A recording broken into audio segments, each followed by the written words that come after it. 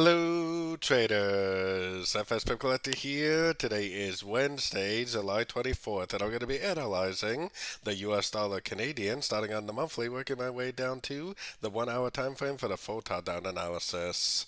So, in the US dollar CAD, nothing's really changed for me. I still think this is an A, a B, and I still think we need to go down for a wave C of wave B before we actually do make a bigger push to the upside.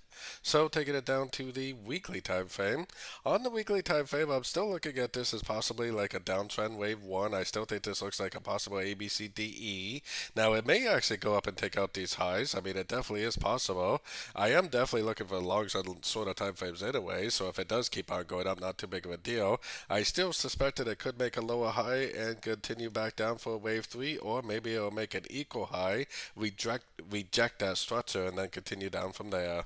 So going down to the daily time frame, like I said, I'm definitely looking for longs, and if it just keeps on going up, it's really not a big deal because I'm looking for longs on sort of time frames ever since we had a break of structure several weeks ago. So definitely looking for longs. The trend is my friend. I do suspect that this is an ABCDE right here, and I do suspect that there is a chance at some point, maybe next week, at the interest rate news, we're going to get a big push down for a wave three. So definitely still expecting to see this wave three at some point, but I'm definitely still looking for longs on shorter time frames. Going down to the 4 hour time frame, we definitely got a nice series of higher highs, higher lows. Probably you can move your most recent structure up to here now. I mean, that probably is the newer structure level.